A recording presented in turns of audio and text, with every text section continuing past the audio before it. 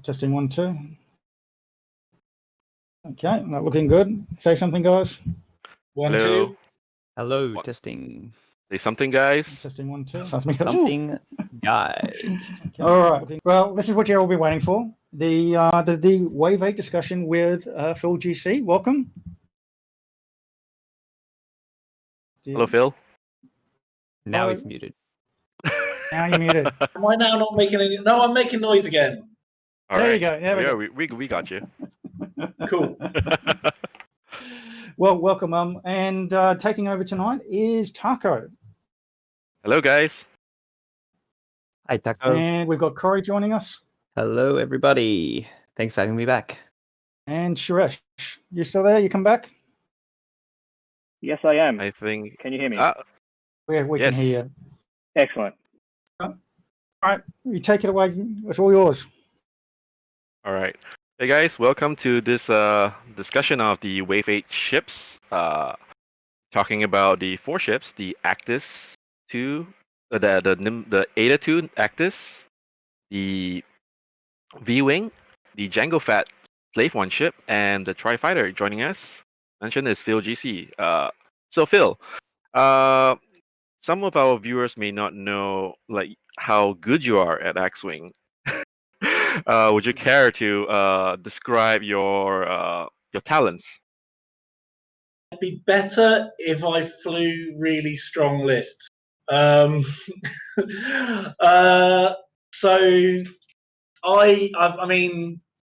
last hyperspace season, that's like a year ago now. I went to 11 hyperspace trials, cut at 10 of them, Whew. and won one of them. And I only had more than 2 ships in one event. So I topped Swiss with Guri Fen at a 100-man event, went 6-0. I took Guri Fen to Worlds, finished 29th in Swiss at Worlds with Guri Fen, which was quite a lot of fun and quite tricky because literally the Nantex had come out 2 weeks before, so I had to learn how to deal with Sun Fac pretty quickly because he was everywhere. Wow, now that So- is quite an achievement. So we had you last time a couple months ago doing the what is that, the Guri tutorial, or like how to fly Guri. Yeah. So that's you are famous, or you're well known for flying those 2 ships. So yeah, so you were at the Lima Open over the weekend, were you not? I was, yeah. Yeah, what'd you fly? Yeah. So I flew Anakin and Obi-Wan in Etters. So I had 6 health. Just 2 ships? Yeah. That sounds a lot like the Guri Fen kind of build. Yeah, I mean it's the most stressful thing I think I've ever flown. Every time your opponent picks up red dice, there's just that moment of please don't roll dice at me ever. Yeah, so in my first game, I was playing a guy who had Boba Bosk, and out of hand, Boba rolls hit crit, and I'm going, well, Anakin's fine. I've got 5 dice in the Force, right? I'm gonna beat. Oh no, I'll take that crit. It's just kind of like, right, uphill struggle from here. So absolutely love it. Like, as far as I'm concerned, the Actis is love. It has become probably my favorite ship in the game very, very quickly, to the point where I was online last night ordering Star Wars Lego for the first time ever. I've for the last several years, I've resisted buying Star Wars Lego, like fire sprays. No, not going to buy them. Not going to buy them. But then Obi-Wan and Anakin in the Actis, yeah, I have to have those. I just need them. Well, speaking of Legos, if you guys are interested, XY from the Singapore community, he does take custom orders for designs for Lego ships, especially Star Wars ones. He does indeed. They're very cool. Yeah, very It's cool. very cool. Corey, How Suresh, big are these? How big are these ships? These Lego ships? he has the small ones, the super tiny, cute ones. Oh, I love those. Yeah, it's like it's it looks so cute because like the figurines can just nice fit into the cockpit, and then Yeah. the ship is like really tiny. It's like really like animated, like really tiny and very cute. And you're And- like, oh, that's so adorable.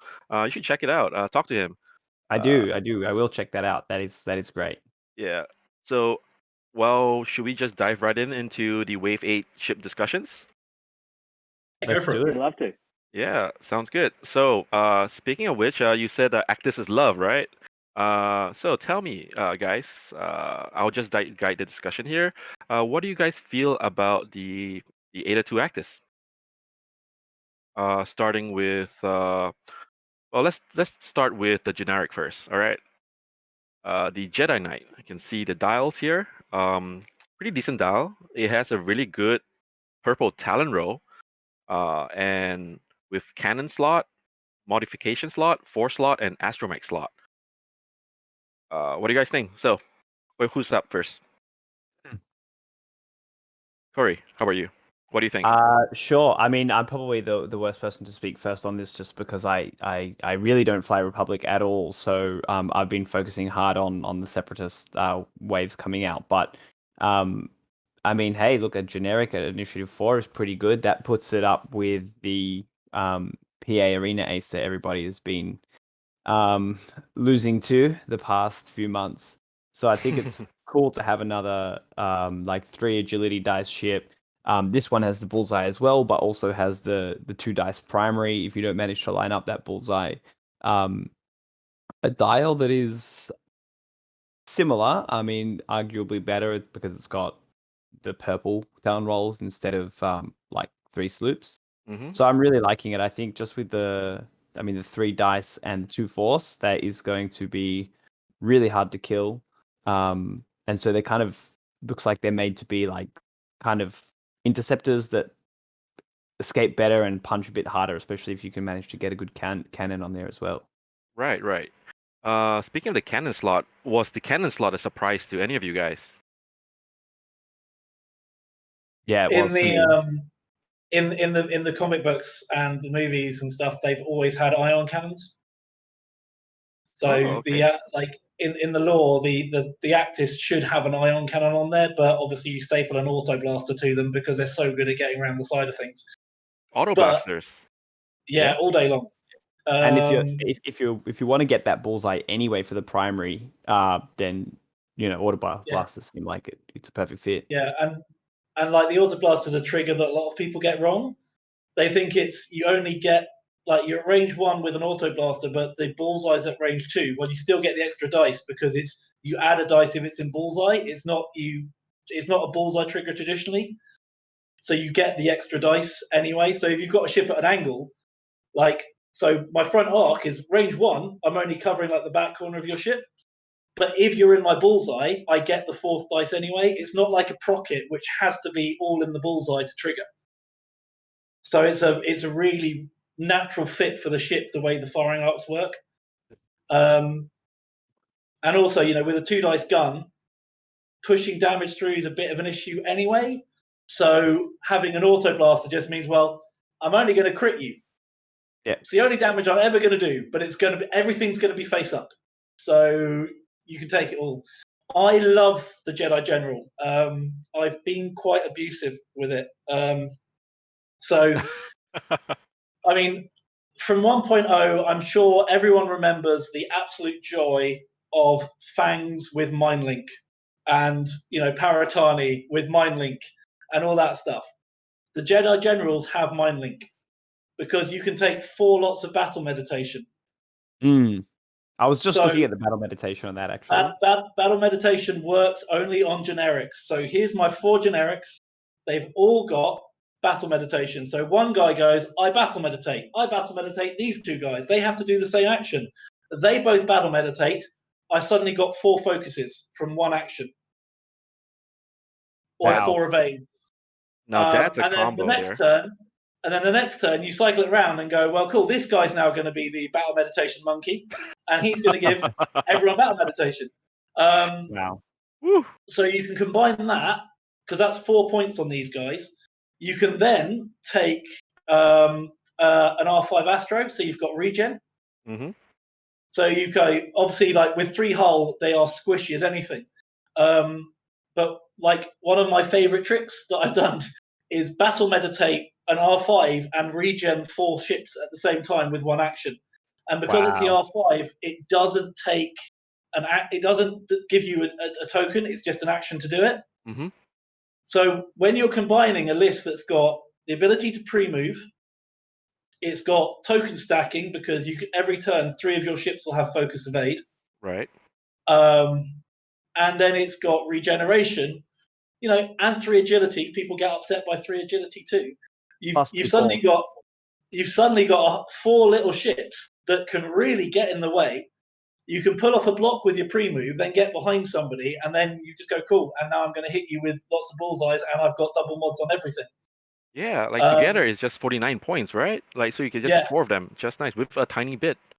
Yeah, useful for I4. And 4 points at I4 is probably enough of a bid to mean that you've got the choice of, do your I4s block their I4s? And obviously you do, because you pre-move to block their I4s. You can also swap out 1 lot of battle meditation if you're a bit concerned about that and take sense.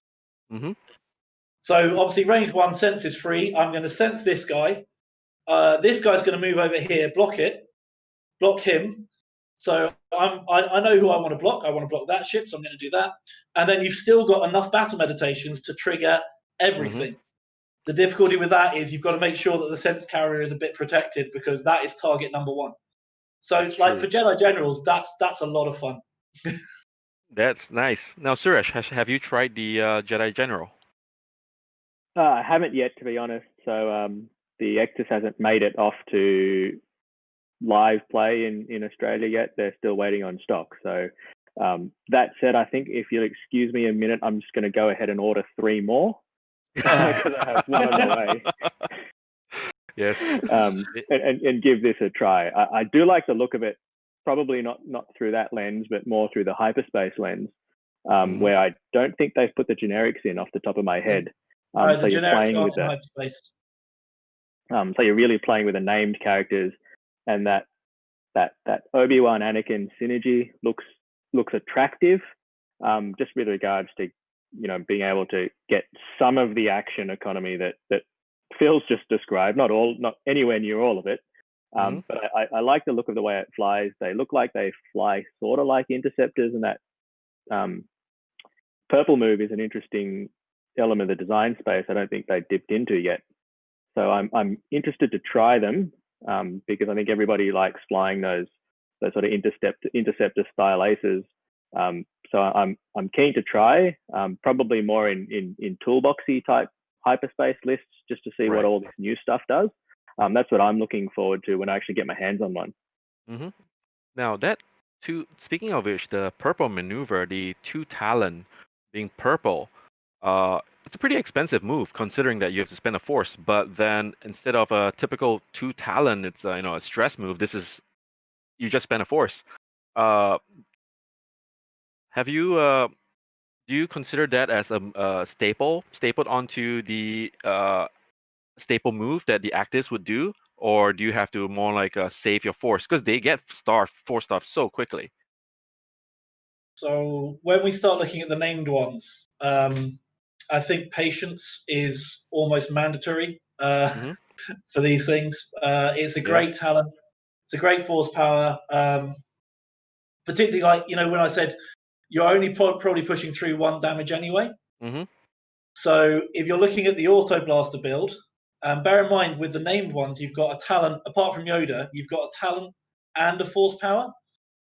So if you take patience and marksmanship and an Auto Blaster, well, I'm only doing a crit anyway, because odds are you're going to evade my normal dice roll.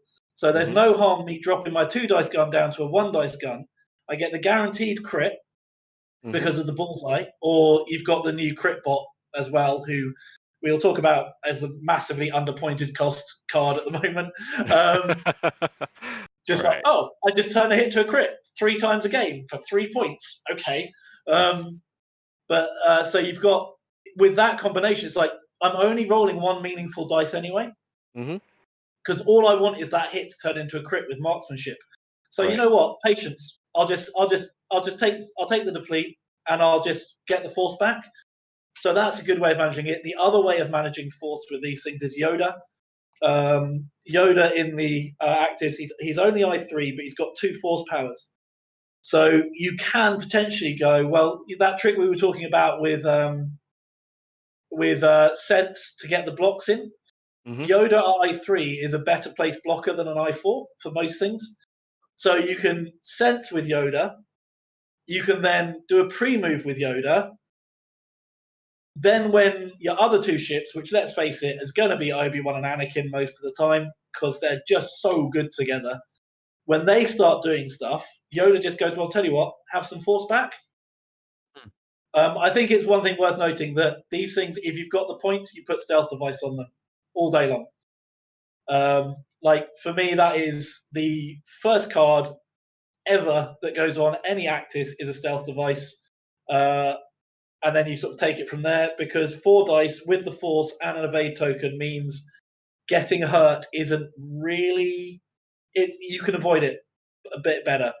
I think with 3 agility, someone like Ray turns up and goes, I hit you 5 times. Mhm. And they're like, oh, I'm dead. Or something like Poe with an APT or something like that. But Right. against the 3 dice gun, stealth device is amazing. So Sounds let's like move old on. school Cynthia Fell. Yeah, pretty much. It's interesting. So, just in case for people who are less aware, so using Yoda as the ship, if you add stealth device, very expensive, 8 points. But what it does is that it gives you an additional defense dice as long as you're not hit yet. So this effectively gives them, you're right, 4 green dice at range 1 and 2, and with evade, you're probably going to evade every as your action, and then with the force to modify any focus results, it's kind of hard for you to take damage, right? Yeah, I mean, there's another trick you can pull with it as well, which is Shakti. So alternative to Yoda is Shakti. So Shakti's an I4, but Shakti's ability is that she can spend force, or he can spend force, to let a ship at range 1 at 0 to 2 keep a token from the previous turn. Mm-hmm. So Shakti Yeah. lets you double stack evades on a 4 agility ship with the force. Wow. That is Which is it's kind of like, massive. yeah, that's a bit of a tank. It's like target locking and focusing at the same time, but for defense instead of for attack. Yeah. And when you throw in, if you've got Obi and Annie in there, you can go into an opening engagement. Both of them have 2 evade tokens and a focus token because of Obi-Wan's ability with Anakin. So you can actually have Anakin with double evade focus, which means that they can park at range 1 of most things and go on then. So you think like so you're talking about a build that you talk about the auto blaster build. So it's the auto blasters with marksmanship and R7A7. Yeah. So that gives you Yeah. that pretty much if they don't have you in arc, your crits they can be evaded. So yeah, it does make sense to combo it with patience. That is very, very strong there. I've tried it a little bit, but now I've always been leery of putting on patience, but now that you explain it, yeah, I mean, why not? Yeah, it's like my meaningful damage. Oop. So Still, the yep. list that I've been working on with 3 Actis is Annie Obi, and either Yoda or Shakti for the action economy. Mm-hmm. Because they do eat force so fast. So either Right. you preserve it by giving them tokens with Shakti, or you take Yoda in there, and Yoda just starts going, "Oh, you did a purple talon roll. Have a force point back." Right. And then Yoda is basically there to do patience, regenerate the force, and keep it going. Other places Yoda comes in really fun is if you've got Luminara in your list, The because Delta 7 one? Yoda sits behind Luminara, Mhm. and Luminara goes, I spend a force to make your hit a focus. They go, right, okay. They shoot you again. Luminara goes, I spend a force to make your hit a focus. They go, cool. Well, you've done it twice now. Yoda goes, one moment. Luminara, would you like your force back? They go, I'm going to shoot. Oh. And literally, if you've got you can take Luminara and Padme. So obviously, Padme means you can only modify one focus per attack if you're in your arc. You can take Obi-Wan Kenobi, who can spend force to let you keep your focuses. Mm-hmm. You take Yoda and you take Lumi. That's 190 points for 2 Ether Sprites and 2 Actis. And you go, I'm going to joust you. And basically, I'm going to negate your red dice. That is very strong. So what you're saying is that the Ada 2 Actus can be both a typical ace in dodging and maneuvering around, avoiding shots, and also even jousting if you set it up right with a couple of these force users together. Yeah. Well, if you do the odds on a 2 dice gun, so Paul Fullon, who does the 186 Veteran Instincts channel on YouTube, Mm-hmm. we've got a game that should be going up sometime today where I take 2 Ether Sprites against him. And he went away and did the maths on what happens if a Malarus swarm, so Malarus and 6 Epsilon cadets, Mm-hmm. with focuses, shoot Obi-Wan Kenobi with Lone Wolf and an evade token and 2 force. The expected damage on Obi-Wan at range 2 from 7 2 dice attacks double modified is 1.1 damage. Wow. That's very good. Well, just Uh, give those ships to me, and I'll change those statistics straight away. As I I 10 blanks in a row. I played a game last night and I managed to roll 5 blanks twice in a row on the Jeez. green dice. Whew. Even with Lone Wolf, 5 blanks with Lone Wolf reroll, yeah, that's fine. That's okay. So that 0.5% chance is a 0.5% chance. Twice in a row, apparently. So Yeah. Yeah. Shakti is like 44 points, just 3 more points than the Jedi General. It seems like what a bargain for that ability Well, to save the focus evade tokens by spending force. Super good. While we've got Shakti here, another combination to look at. So if you take away the marksmanship and you take away patience, Mhm. instead we're going to add in heightened perception and swarm tactics. Oh no! You can Wow, then what a combo! you can then take the Naboo Starfighter. You can take Padme with passive sensors and a proton torpedo. You can take the I3, whose name I can never remember in the The Naboo. Bravo flight officer. No, the I3 named one. The one who they do the same speed as Danae you. Eldar. Danae. Yep. Yeah, take Danae. You give Danae passive sensors and a proton torpedo. They both take swarm tactics. You then take a Y-wing with an ion torpedo. You've got an I7 Alpha Strike. Double Wow. modded because Shakti lets them keep the focus tokens from the previous turn. Oh my goodness. You then roll Oh up. my You go goodness. passive sensors. Cool. You're I'm just making going me to go. I nervous. said, oh, and by the way, you can only modify one of your focus results when you shoot. Oh When my you shoot me or I goodness. shoot you. This is I mean Shakti's ability does seem to help, some of the this is just Yeah, rude. like- Yes, indeed. That is an Like- Alpha Strike. Like Shakti is an awesome quarterback. Like she pulls so many strings Mhm. for a list. Like the ability to fire 2 double modded I7 proton torps, but not have to take the lock until you can see what's in front of you because of passive sensors, is incredible. Yep. Very true. Let's move on to the I5 and I6 ships, shall we? Let's do it. Aayla Secura. Now, this is the first I5 ship that is with a pilot that's new to Republic. Previously, it was like tons of Obi-Wan and Oddball. Oddball. So Aayla Secura here. Have you played much with Aayla Secura? What do you think about Aayla Secura? Gives you fearless stealth device etters. It does So- encourage her to go up front and personal, right? Like, Yeah. So if we talked about the maths of if a Malorus Swarm shoots you, Mhm. if Ayla's in there at range 1 of things that are shooting, Right. I'm just not taking anything. Because whilst an enemy ship if you look at the ability, so first I rolled 3 blanks. Cool. Well, I've got an evade token, Mhm. and I'm gonna, or if you roll focus blank blank, the classic heroic dice roll, I'm gonna modify one of my focus blanks to a focus result.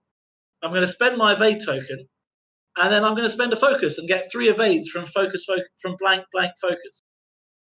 With Ayla, she basically gives you fearless on your Defensive rolls, right? Yeah. on your Yeah. defensive roll. Yeah. This is so Mm. strong. Now this one, interestingly, Ayla Sakura, she's quite expensive. She's actually 2 more points more than Obi-Wan. So, is that worth it? Because Obi-Wan has 3 force. As we talked about how 4-star this is. Ayla is only 2 force, but with this ability. How do you compare those two? I think Obi's cheaper because of the synergy that he works with. Mm. Mm-hmm. So Obi kind of only works on himself and Anakin, Right. whereas Ayla works on any ship next to her. Mm-hmm. So any ship close enough to her, it just works. So I'd be tempted to just go she's really good, but for me the Obi-Wan Anakin combo overall is stronger. But obviously it's Right. a lot more points. Yeah, I think Ayla Sakura, because her ability isn't once a turn or anything, and doesn't even cost any force. She works better with more ships. Yeah. Yeah, that is true. Now Obi-Wan and Anakin, I guess the Republic's version of Fenguri, huh, for Phil. So Yes. so do you find yourself running out of force, even while trying to using patience and being more judicious with your your system phase moves? Well, when I'm running Obi and Annie, I've got precog on Annie and supernatural on Obi, Mm-hmm. so I can theoretically spend all my force just moving. Because you Yeah, can do a that pre-barrel roll, then you can do a super boost, and then you can do a talon roll, and you've got no right. force. So That is conserving so force on these expensive. things is an absolute nightmare. Right. And the second you're force starved, your opponent just gets to smack you in the head. You're very predictable. Yeah. So in my Obi Annie list, Obi-Wan has the crit bot, whatever it's called, and then I put Juno bot on Anakin, so R2A7. So Annie can go. I dial in a hard 2. I get to see the lay of the board. I change it to a hard 1 or a hard 3, or leave it as a hard 2, with the ability to boost or barrel roll before I do either of those things. Right. Which means that he's very, very hard to pin down. And then obviously precognitive says you can't perform an action after you do your move. That's right. But what you can do is have Obi-Wan spend a force and give you a focus token, because it's not a focus action. So it's important to note that Obi and Annie's triggers are not when you fully execute a maneuver. They're only when you execute a maneuver. So it's similar to the Nantex, that you can bump and have a focus. That is very, very strong. It means that even if they block you, you still can get a focus if you have Obi-Wan. Yeah. I mean, Anakin's ability, removing a red token, obviously is not as powerful or as no, it is. useful as It's really Obi-Wan. powerful. Oh, really? Anakin, you took a target lock on me. Yeah, it's gone. Patience. I use patience. Yeah. No, patience triggers differently. Patience triggers at the start of engagement. But you gain. No, true. But You are correct. You're correct. You target locked me last turn. Cool, that's gone. I went through that debris cloud. And took a stress. No, I didn't. I flew through it straight through a gas cloud. And if you look at the red token, sorry. That's right. It's Annie can clear any red token. from either didn't- him or Obi-Wan. I didn't realize that a Tiger Lock counted as a red token. That's Yeah, amazing. target locks are red tokens. Ion Wow. tokens are red tokens too. Yeah. You're like, Everyone to remove. will you ionize? Nope, because Annie said no. Yeah. It's just gone. Yeah. And when you look at that, so there's a couple of astromechs that come in the pack that are worth having a look at. The first one, I think it's the Q4 Astro. Is it the Q? It's a Q7 astromech. While you Oh, boost nice. or barrel roll, you can move through and overlap obstacles. Now, this Cool. one, just to be clear, for our viewers here, this doesn't mean you still roll for the effects of of going through and overlapping obstacles. What it does allow you to is just do it, because these ships, especially the Actis and the Ether Sprite, they are going to do a lot of barrel and boosting, and having the ability to boost through obstacles, a barrel through obstacles, fantastic. So, but with Annie and with the Etta with Anakin, so because the Etta lets you do a pre-boost or roll, you can boost straight through a gas cloud, roll a dice. Oh, I took a strain. Then blue maneuver. You then do your move. You don't get your action turned off as long as the template doesn't go through. You don't get your Right. action turned off. Yes. So you can. It's one of those absolute get out of jail free cards. Oh, you parked yourself really badly. That's all right, mate. I'm just going to barrel roll over this gas cloud. Yeah. If I've done a blue move, I'm clearing the thing anyway. But if I need it, I've got Anakin to clear. So, yeah, it's super strong, Right. and it's only 4 points. So on ships that have got that ability to just go, I'm going to nip through this cloud and do that. Mm-hmm. When you throw in something like the Mark Salb enclosure as well, I'm just going to go straight through this gas cloud. I'm going to barrel roll through it, take the thing. I'm going to now fly through it, and you can have a deplete, but I'm not going to take. You can have a strain, but I'm not going to have one. So Mark Salb, yeah, there we go. Yep. So I can barrel roll onto it, go straight through it, and don't care. whoa, this is. Yep. I have seen lists trying to spam Mark Sabo closure with the mining guild ties, because they can move through obstacles without without having issues. So they go through it. They give a strain to an enemy ship, and if you have like 7 or 6 of those mining guild ties, yep. Have How many 7 strains of do you want to them. give? You can have 7 of them with a Outer Rim Pioneer who lets them land on the obstacles and still shoot. That is truly, Yeah. truly disgusting. Yeah. So, Nice. yep. So what are some of the weaknesses of the ETA? Because you've it been explodes. hearing so much. It explodes. It explodes. Aside from the hull, in terms tactically speaking, though, like are there Bombs are a big issue. Bombs are a big issue. R2D2 compensates for that somewhat, but at 10 points, that's quite a lot of investment. Yep. Anything that does indirect damage is a problem. We're looking at it going, it's got this 4 agility and this evade token and all this stuff, which is amazing, until you lose your stealth device, and then things look at you funny. The big concern with it in gameplay that I found, so I've probably played about 20 odd games with Aniobi, is the damage output. Yep. We've got that consistent crit going on, but the problem with that is we've only got 1 a turn. So if my opponent is running 7 ships, like 7 Seeks or a Droid Swarm or something like that, if it's taking me 2 to 3 turns to kill a 25-point ship, which is entirely possible that it takes that long to do. Right. And they can cycle their ships in and out because they've got so many. You lose board space very quickly against a swarm. So I think that you're always going to play to time, basically. Like winning before time with an Ether Sprite list like this is going to be hard. If you're looking, I want to see it, but I don't think it's possible. I 200 nil dash Lando at the Lima Open with Aniobi. Wow. Because I just went very aggressive on dash because you can joust. I just jousted him and went, just take the crits, die.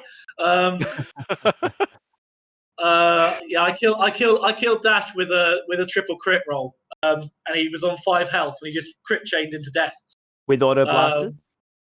Auto blaster and crit bot.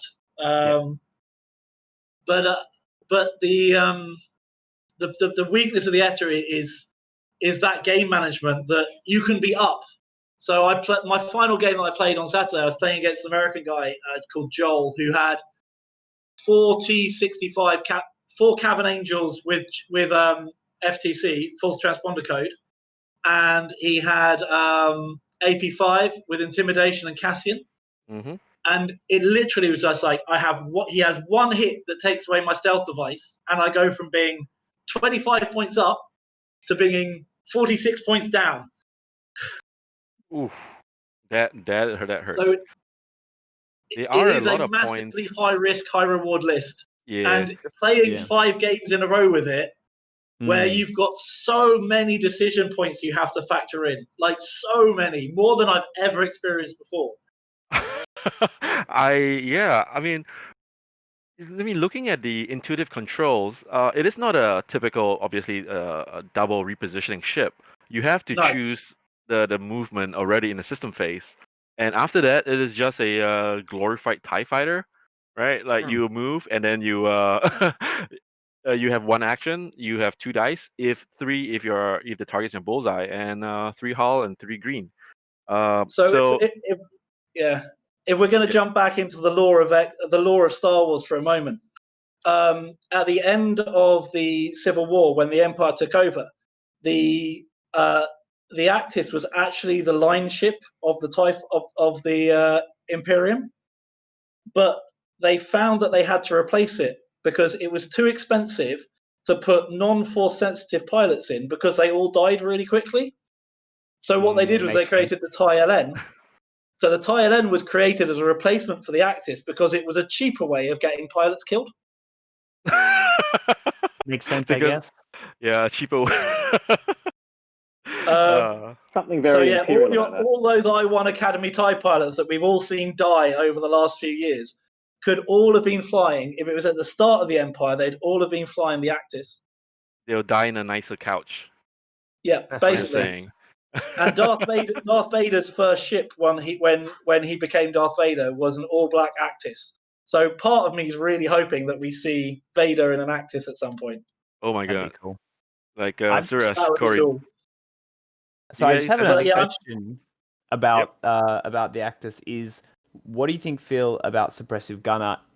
Is it as good as it sounds against an Actus, or does it not bother it too Oh. much? So if you've got a crit mechanic built in with an auto blaster, suppressive isn't great, but suppressive gunner is a card that I have very much fallen in love with on fire sprays. Okay. Like the list that Odin was using earlier is my list. The Django with Everything. Magpulse, FTC, and suppressive gunner. Because you know what Rey really doesn't like? She doesn't like being jammed to lose her focus, then being hit by a Magpulse and taking a deplete, and then you spending your focus result from that Magpulse, giving her a second deplete. Because then when she goes, I'm going to rose a target lock, you go, but you've got another jam from the Magpulse. So tell you what, you can just have your 2 force this turn to hit me at range 2 with your 2 dice gun. All right. Nice. Yeah. And then if she, so there's combat, like if you look at what that does to ZZ, it's hilarious. So I'm going to take a target lock on ZZ. I'm going to jam off your focus. Cool. I'm going to get another one in a minute. About that, this is a Magpulse. You're going to have another jam on you. Your dice goes down to 1 attack, and potentially you've got 2 depletes on you if I roll a focus and spend that with suppressive, because you don't really want to take the damage point from Right, suppressive. right. So there's a lot of tricks you can pull with suppressive. It's particularly strong against 2 dice ships. So I think the Ether Sprite gets around it by having an auto blaster and by being able to get her out of arc, because you accept you're only doing that 1 crit anyway. Mm-hmm. But with all those other ships out there, suppressive gunner is massively, massively useful. I'm very, very glad that Dash cannot have Bistan and a suppressive gunner. Oh, double Yeah. tap, double defeat. Yeah. That's that, gonna hurt. that would be unbelievably unpleasant. Okay. Yeah. So, Let's see. I think because of time, we should move on to the other ships. No Let's look into the Nimbus class V-wing here. It's I mean, I've played around with it. If you guys were there during the first game, I flew it, and Suresh was casting it. What do you think, Suresh? After seeing me, flying it in an amazing manner, what are your thoughts on the viewing? I actually like the look of the V-Wings, and I've mostly, again, been looking at through sort of the generics because that's what's in hyperspace, which I'm sort of trying to shape my own play towards. And the generics actually look like they can be pretty good value with lots of different cheap options to give them some synergies. So looking at a few things like synchronized console or dedicated, especially in, I think there'll be that new ship in whatever a Warthog swarm looks like. Right. And actually throwing dedicated down just says, oh, you're shooting that guy. Well, I'll just take a bunch of strain and I'll reroll all my dice. Oh, and if it's a 2-ship list I'm facing, it's like, well, okay, you're not shooting me with anything else, so this strain doesn't really matter. And then you can look at other things like the title to let you do things with locks, synchronized console to let you move those around if you need to, and also the option for bombs as well. I know you flew you flew two different bombs, but you didn't drop any. Really hoping them. you were going to. I mean, I won. I didn't need the bombs. That was fine. And then the thermals are pretty cheap. At what, 3 points? That's 3 right. points. Yeah, So they're 3 now. 4 Yeah. tokens. So that actually gives you some options for some real sort of I call them toolbox type things. They're not geared to just doing one thing, and they're not going to do anything super great.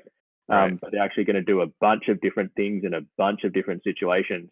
And I know Phil's just given us the rundown on exactly how you can shape some lists to really, really, really get those synergies. I actually like the look of some of the V-Wings as a toolbox. You've got four hull, 3 evade dice, or four hit points, 3 evade dice. So you're looking at sort of A-Wing or TIE V1 sort of level survivability. So I'm curious to try them out myself when I'm playing live next to see whether I can actually get some value out of them. And something like the Initiative 3 guy with a bomb, a title. Oh, sorry, not a title. Sorry, a title. A config. A talent is something like low 30s. So you can actually fit quite a few of them in a list, especially if you're going with that gunship option. You know, as your sort of 4 and 5 ships to tie in with your gunship. So that's what I'm liking the look of with those. I know you used some of the named guys to some good effect during the game this evening. True. Yeah. Even the generic ones, the I2 or even the I3 with the talent slot, it's pretty good. I mean, they are obviously not like huge damage output. Just a two red dice gun. But so speaking of the configs, so you guys have any thoughts on the Bash versus the ESC?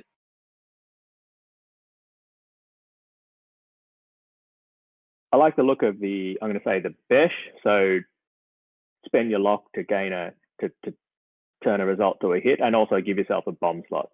I think it'll help you push some damage through, assuming you can get those locks in. And that's probably going to be the hard bit with those. Right, trying to get a lock on getting an A-wing like ship to take a lock. It's very difficult. Have you had any luck, Phil, on getting locks with the V-wings? It's not something I've really played around with. I have discussed the theory of having 4 with dedicated and a ETA ace, so that you can have 4 rerolls on your 4 green dice. just because that'll make your opponent really happy. It's like these guys will take. These guys will take. I rolled 4 blanks. That's fine. I'll just take 4 strain and re-roll 4 dice. So like, it's a weird one for me because the only thing I think it brings to the faction that isn't already there is you've already got the cheap ships with the blockers with the torrents, which I think are arguably better because of barrel roll evade being a really good combination for getting in the way. Right. It doesn't bring anything in a bigger gun because you've already got the Ether Sprite, the Ether, the Torrent, who've all got the 2 dice guns anyway. Right. You've got the 3 agility, which is nice. It is their A-wing equivalent. And it's got the more forgiving dial. So I think it has its places. It's just, for me, it's one that, like, when you're building a list with the V-wing, you're looking at how do all the abilities complement each other. So Right. it's a synergy ship that you want to fit in with. This triggers this, which triggers this, which triggers this. Like, if you're looking at a LAT and a couple of V-wings and a couple of arcs, you've suddenly got an awful lot of toys that can cross over each other. So if you're taking Hound,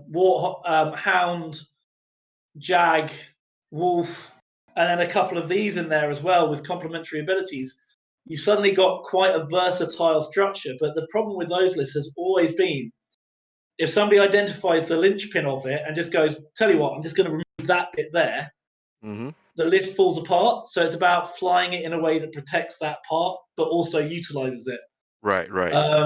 Yeah, interesting. Ollie's here. Ollie Pocknell. I heard he's a good player. You guys heard of him before? Yeah, there was a rumor going around. Yeah. He asked us, are you guys concerned that it's another cheap 3 green ship that can be spammed? Is this the moment for a generic spam rant in general?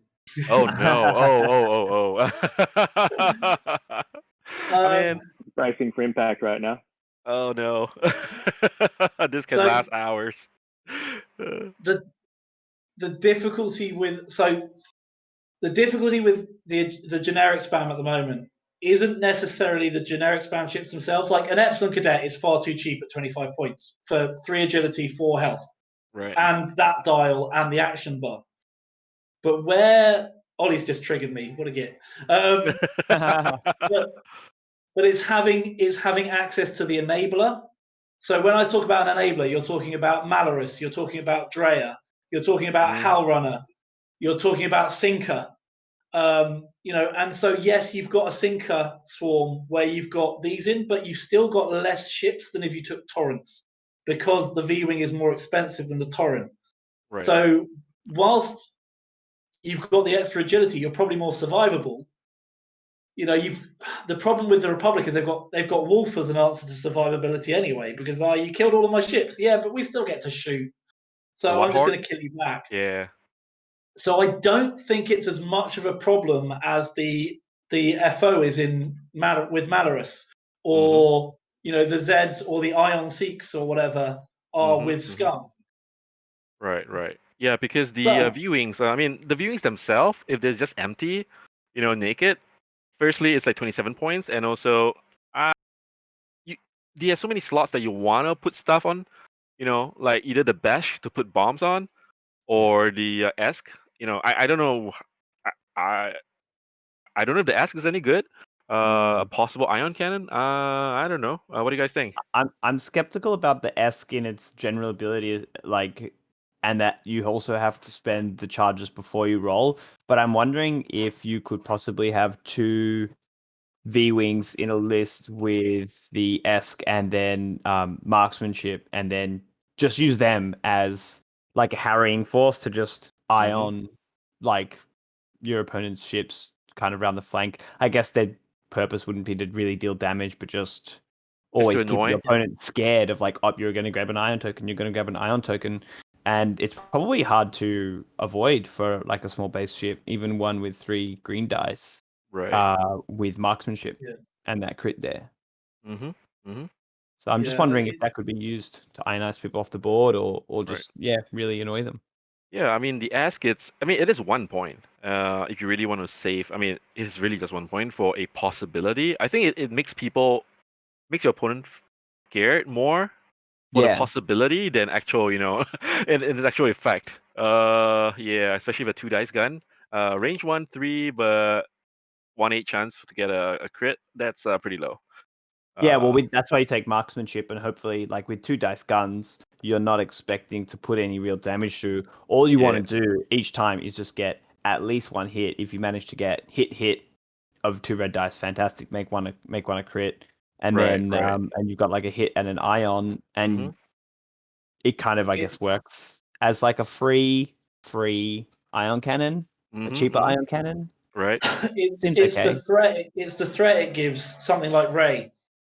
So what you do is you in your early engagement you try and put a couple of ion tokens on Ray, Yeah. and then you just leave them there. And what it means is that Ray has to be incredibly careful where she flies, because if that third ion hits, sorry Ray, you're pointing at the board edge and there's no way off it. Yeah. The And dream. it's having that threat, but the amount of ships, even a fire spray, like even Bobber, Bobber's going to look at it and go, I need to consider where I'm going with my slave one. I need to consider what I'm doing this, because if Right. there's already an ion token on him, one of these things just goes, have an ion token, Yeah. Right, right. and suddenly he goes, I'm in trouble.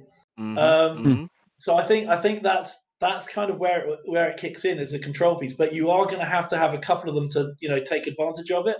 Right, right. Um, yeah, I think it's Yes, that is true. It's Lord Renzus here says a republic needs better than quote not awful stuff though. I mean, a lot of this is like, not too bad, like okay, ask is a possibility, a bask is like, oh, okay. Yeah. And most of these, even like the name pilots, as you can see, they are nice to have, but nothing really like, yeah. broken or like, like wow, this is so crazy. There's Uh nothing in there that you build a list around. I right. think Yep. like you build a list around Fen Rao, you build a list around Ray.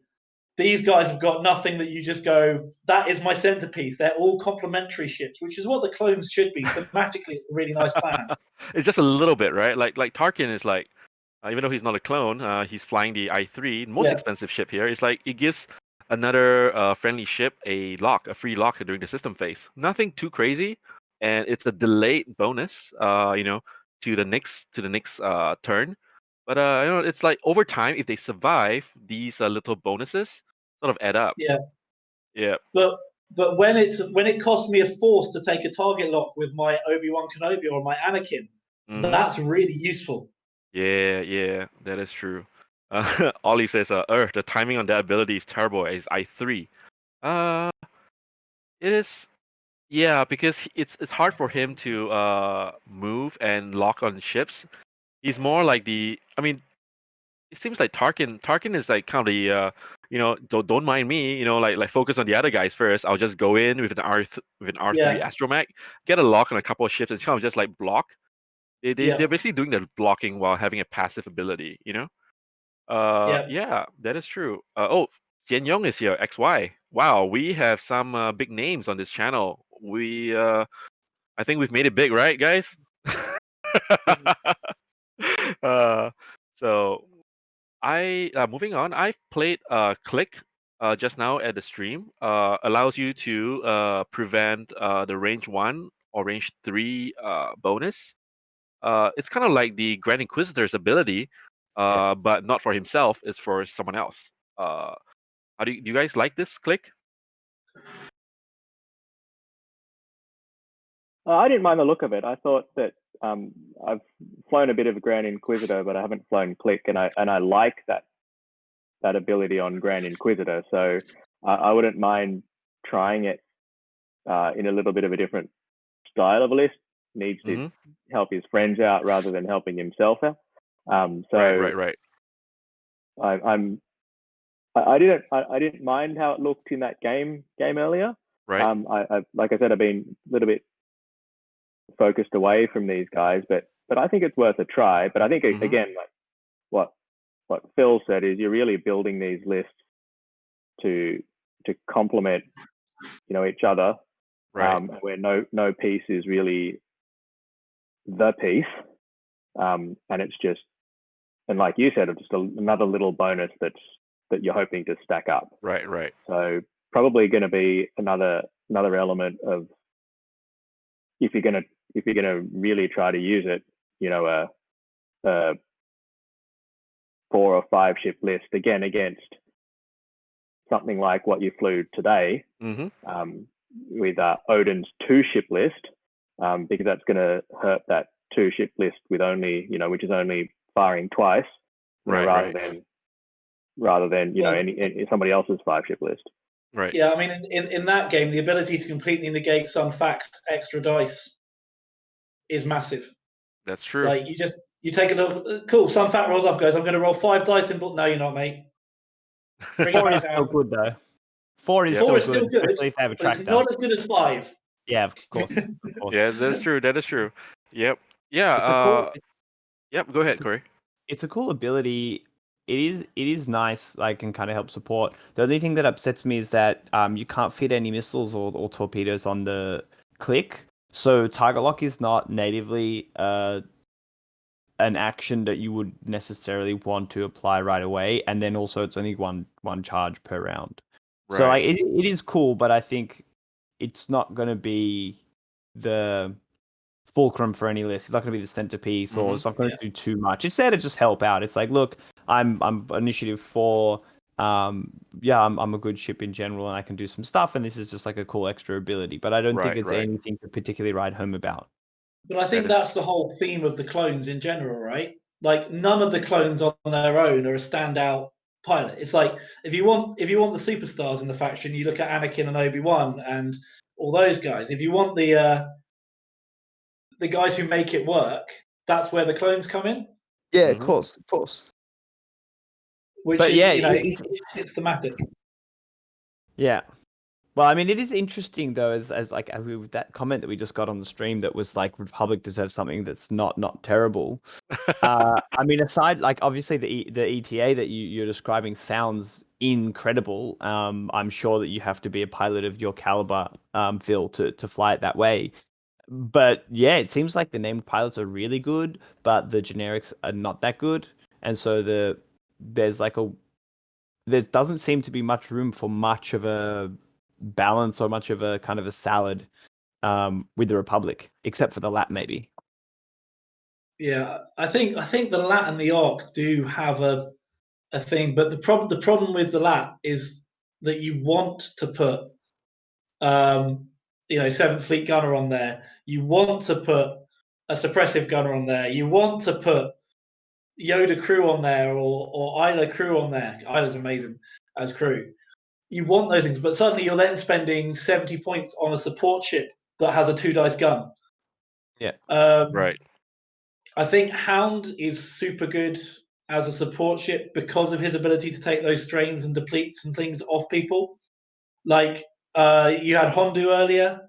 Did you Did you deliberately jam Plo at any point and then pass the jam token to Hondu to back to the ship?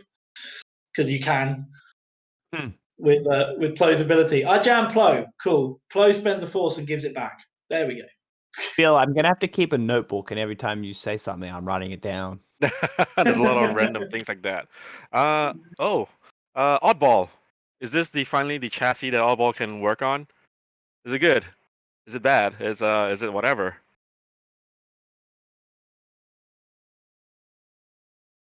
Is Oddball like I've been caught out by Oddball a couple of times in various different formats because you go, but it's Oddball. He's meh.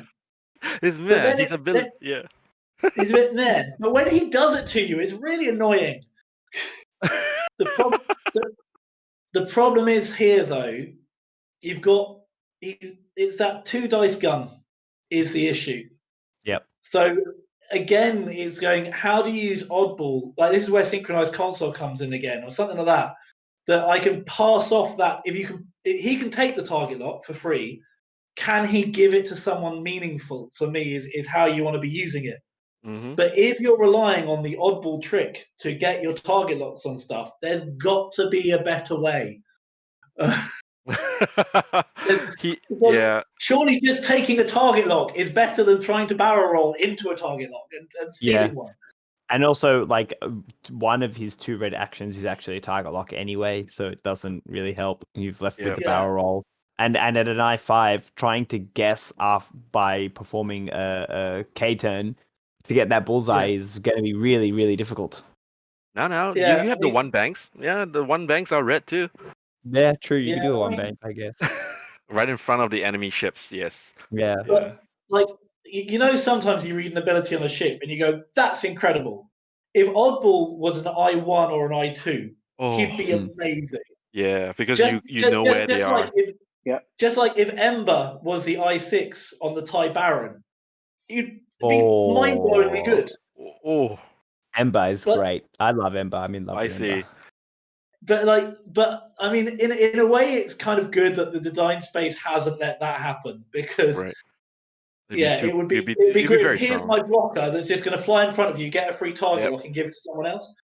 But Yep. I think Oddball is there to pass the target locks to other ships. So again, if you're looking at using him, Synchronized Console, I think, is a super useful card on the V-Wing.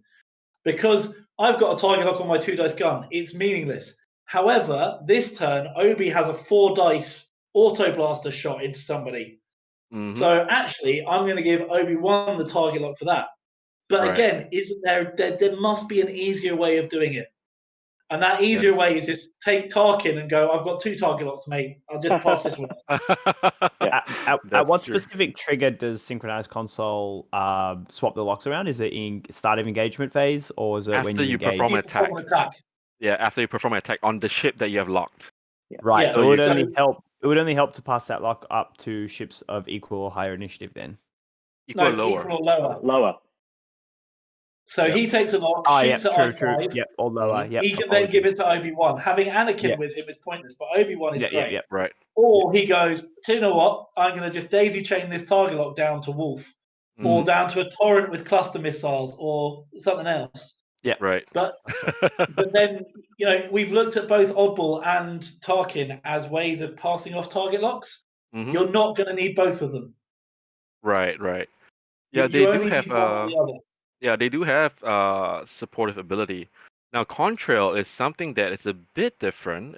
It has a sort of a juke-like ability. And it is, and also another I5. Could this be a sort of a cheap ace in a viewing? Contrail wants to work with Padme. Padme changes one of their defense tokens to Padme is you can only modify one focus. right. So if you've got things going on where someone rolls like 2 focuses, well, tell you what, I'm going to make that one a blank with Contrail, and then you can't modify the other one, but you can only it's just. I think there's ways that you can wiggle it in for Right. defensive. There's lots of stuff that depends on defensive mods.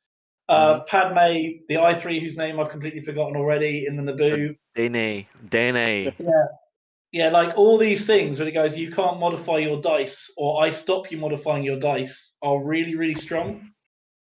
Well, the ship I really want to put Contrail with is Django, but you can't do that.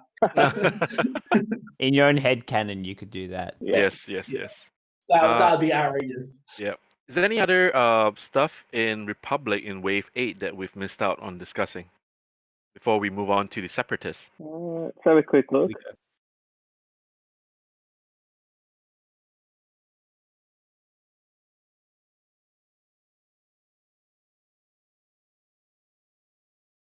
I think we pretty much hit all the high spots. All right. Okay. Yeah. All right. Moving on. I will Let's. just say, that one thing is the Nimbus, the Shadow Squadron at I3 Yep. with marksmanship, the crit bot, and the ESC is 34 points. So you could easily fit 2 with them and then build your list out from there. Yep. And then So triple I I. think- You can only have one crit bot, but because Yeah, crit bot's well, unique. fair call. Yeah. Yep. But Yep. either way, that's 3 guaranteed ion tokens onto something. Yep. It's not bad. Not Let's bad at all. see. let's talk And actually, about. those together, stapled to any of the V-wings, is Yeah, actually a really that's strong very nice. combination. Yeah, I like the V-wings. I mean, I've always had a love-hate relationship with the Torrents. They're great blockers. They take up space, but it's their dial hurts my soul. The dial hurts my soul, man. Now, all right, let's move on to Django, everyone's favorite bounty hunter. Well, Oh more like boy. the daddy of everyone's favorite Yeah, bounty hunter. exactly. Yeah. Yep, Django Fett. It is no Boba, that's for sure. Yeah, not at all. Boba, the scum one, really wants to get in your face, range one, get all the rerolls. Django is, he's a simple man. He's want to take it a bit slower. As long as just keep it casual, move slowly, and take shots from range. Uh, how do you, what do you think of this ship? Like, how does it fly differently from the scum version? So conveniently, I wrote a 4,000-word post about Yes, Django Fett. I just read that Um, yesterday.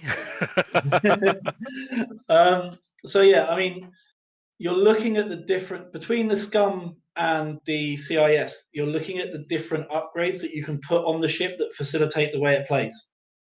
So Scum, you've got loads of range 0 to 1 triggers. So if you look at the Scum, you've got 000, you've got Fearless, you've got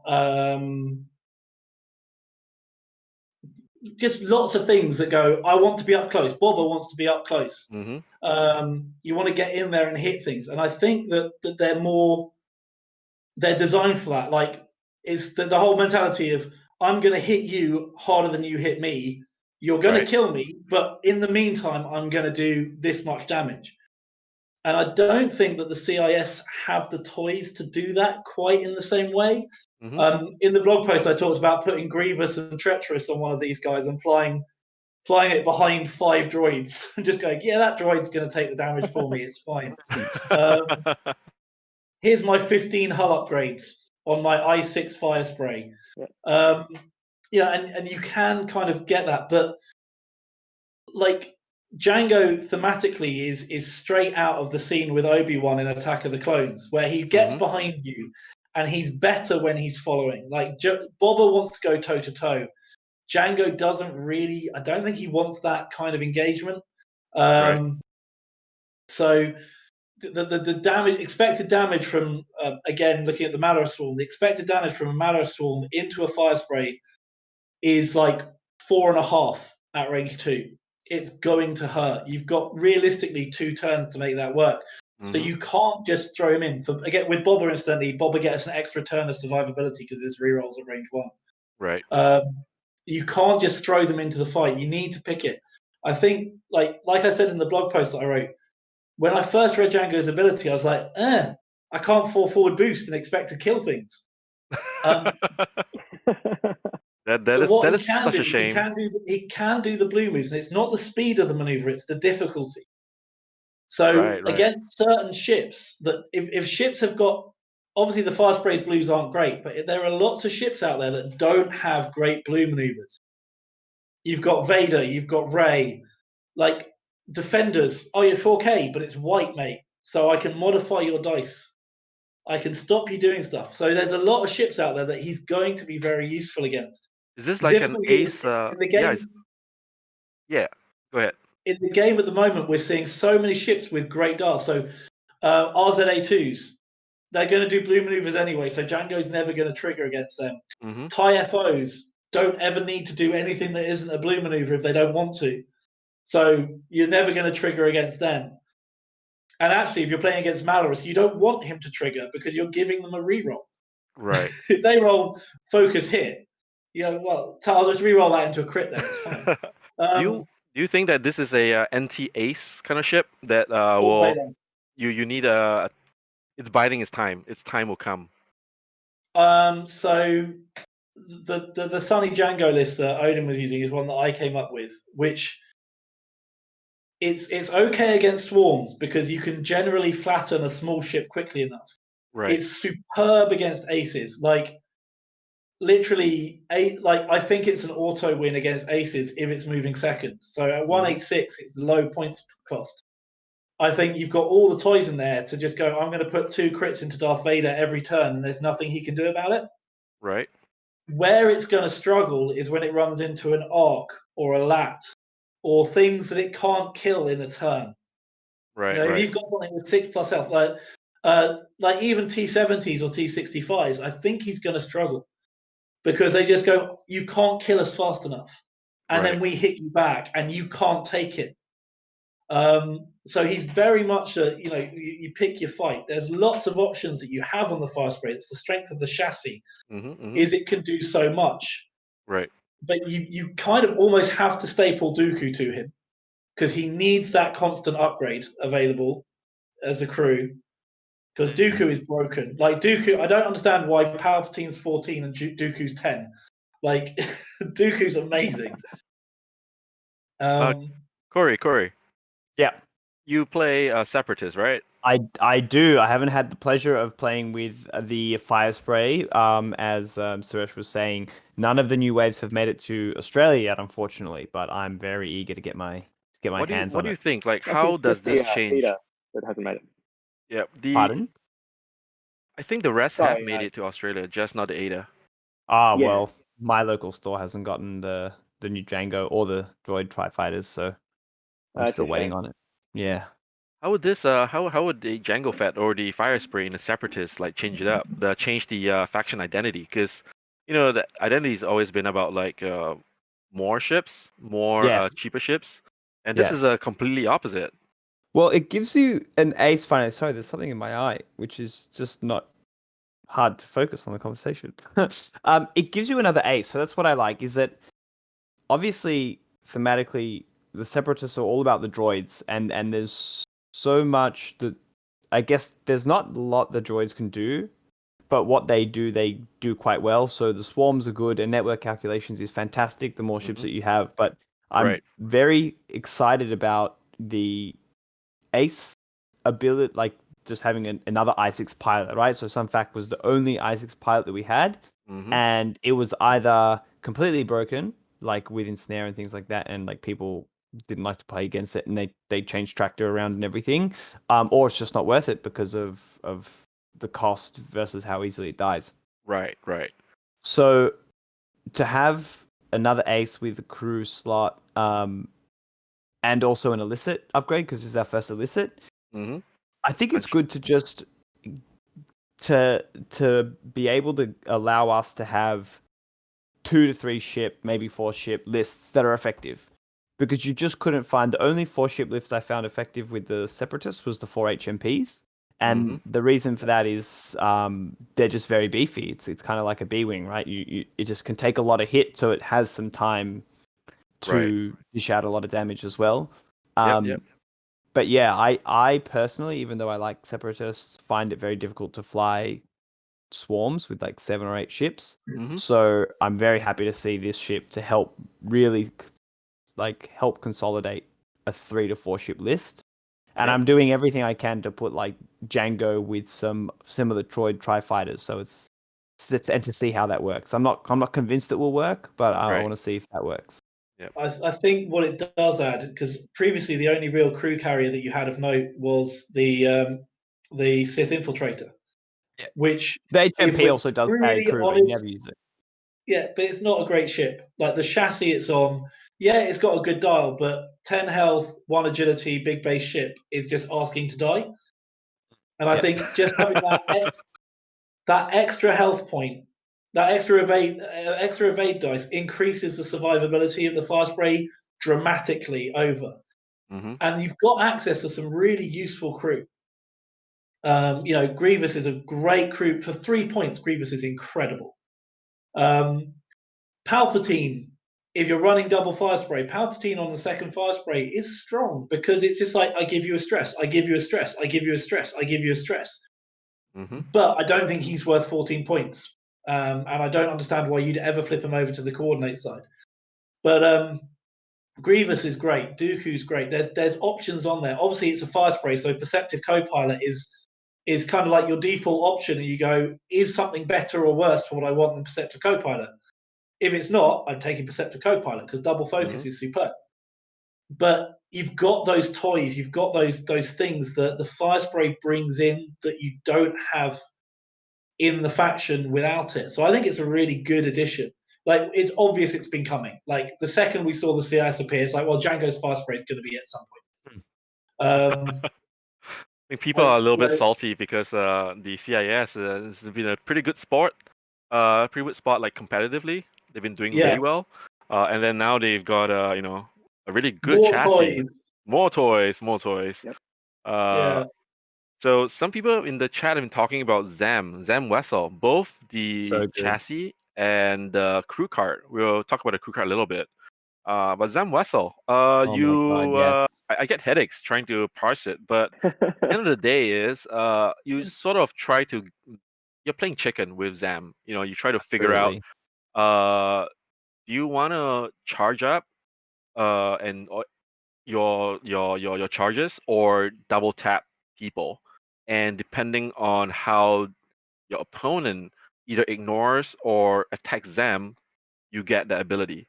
So basically, it's that kind of like you choose something, one out of two, and they do something, and it's kind of like, yeah, it's chicken. Then it works like that. So do you think Zam is? I mean, when I looked at Zam and Django, I actually like Zam a little bit more, the chassis itself, because the chance of a double tap is very strong, and it gives headaches to the opponent, right? They'll be thinking, "Huh, am I giving him a free double tap?" Yeah, Well, I like it's a Zam Firespray, with so Perceptive. you can guarantee the double tap every turn if you want to by taking cluster missiles. So here we've got a ship. We've got a ship that gets a free target lock, right? The first one you always play is I get a target lock and get a charge back on Zam. Mm-hmm. You then give me a target lock. Great, I've now got my target lock. So I've got cluster missiles, which are only 4 points. So I can potentially double tap 2 of your ships with cluster missiles, or I can double tap my primary with my ability. Mm-hmm. So you've got that constant level of here's my threat, here's my threat, oh, I spent my target lock, cool.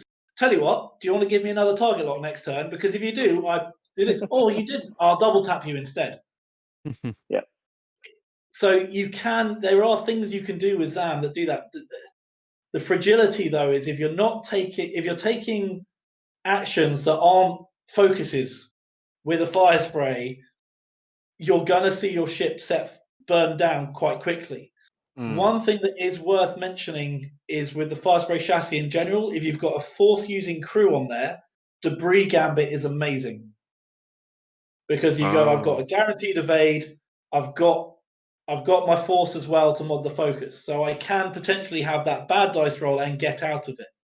Right. So that's always an option. If you're not running with lots of other ships to fob damage off onto with Treacherous, then I think that's a really good way of looking at the Firespray build in general, going, if I've got force and I've got Debris Gambit, I'm not taking damage as much. And you've got to, like, the Firespray, so if you go into a joust with, again, Malorous Swarm, 2 Firesprays at range 2, expected damage is 1.5, and you lose half a Firespray in return. That's bad odds. Yeah. Ooh.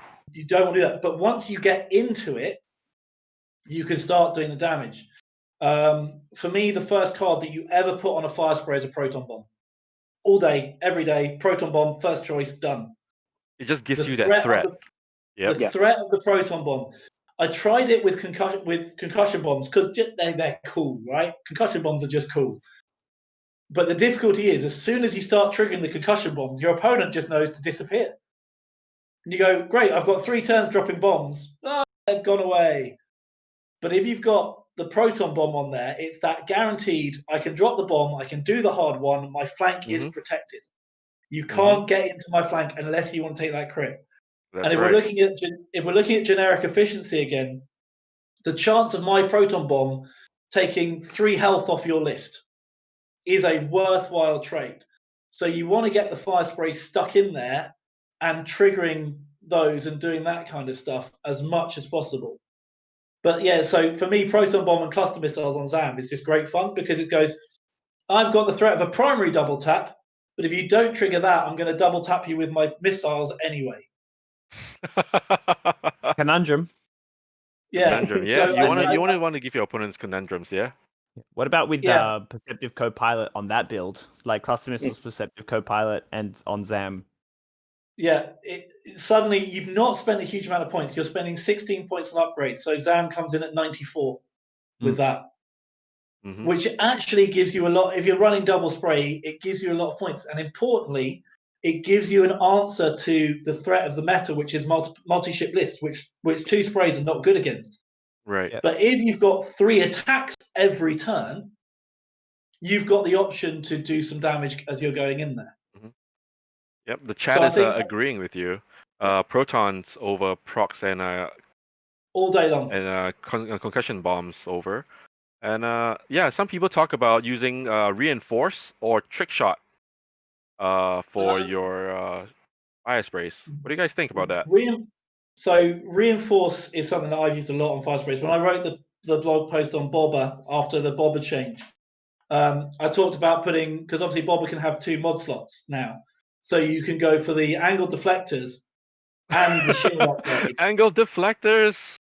Gonna have use. Which well, it means Bobber's really tanky because you can then go, and then I'm going to ham a focus. So I've got reinforce and a focus token, which is really useful. But I think on these sprays, because you haven't got those Bobber rerolls to make use of it defensively, I think you're probably looking, for me, you're looking at delayed fuses as the best option for a mod. Either Right. that or a shield or hull upgrade. Mhm. And the delayed fuses, again, it's about table control. It's about Right. manipulating what your opponent can and can't do with their list. Mhm. It also means that you can plow into the swarm, drop a proton bomb, and leave it there. The next turn, you can 4 forward or 4K out of it, Right. and the bomb is still there, and the swarm has to deal with it.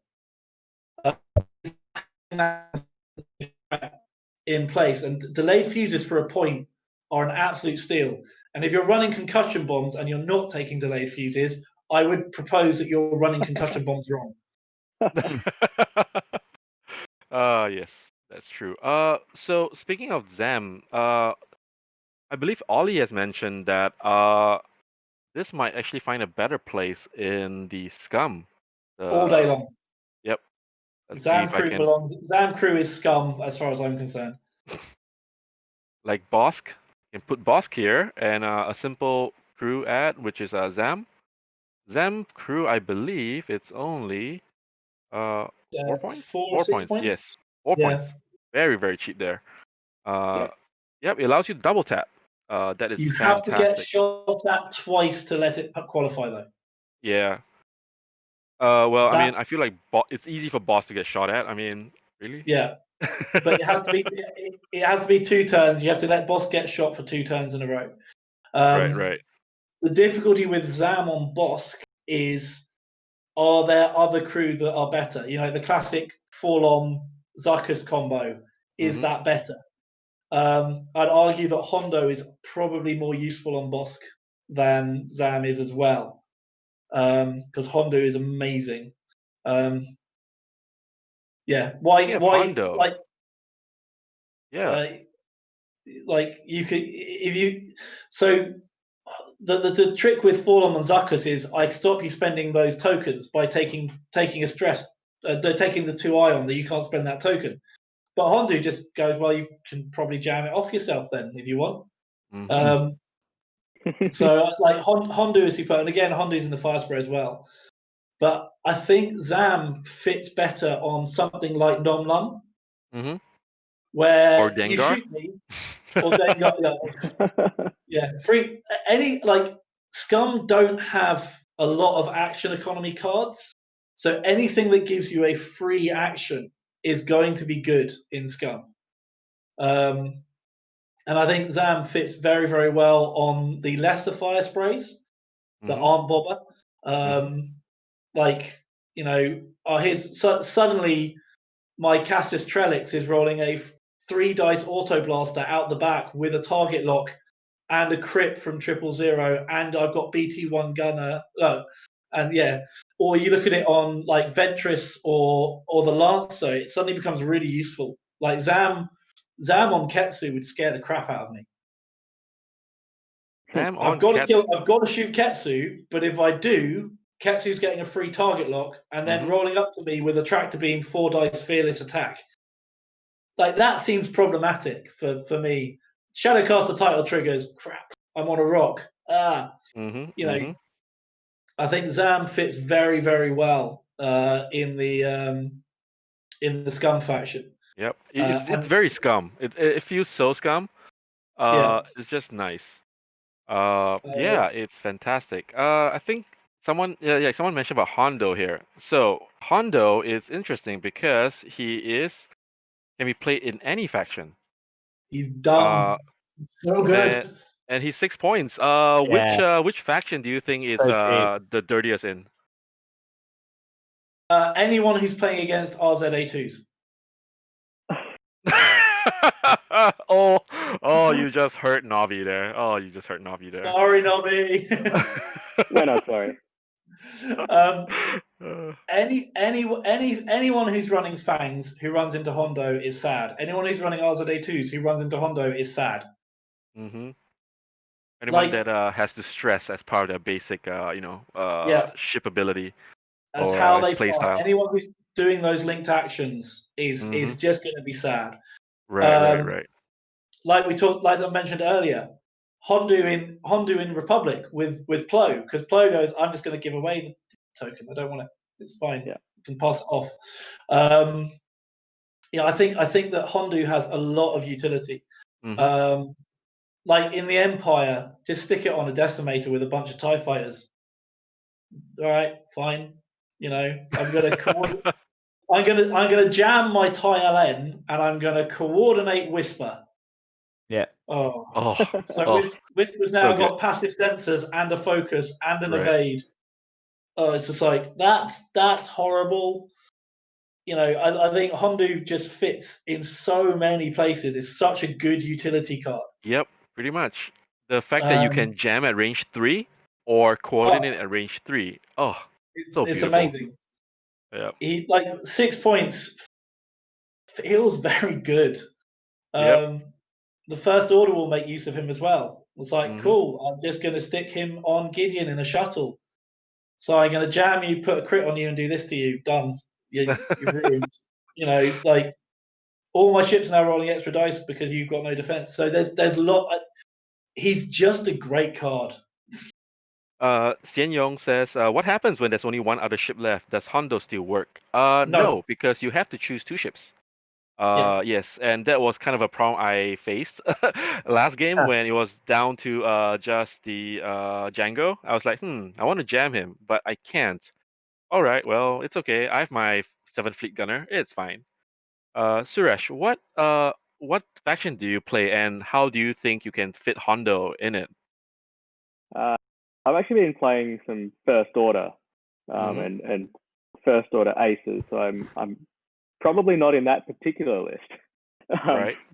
I haven't tried that light shuttle yet, so I don't know. Right.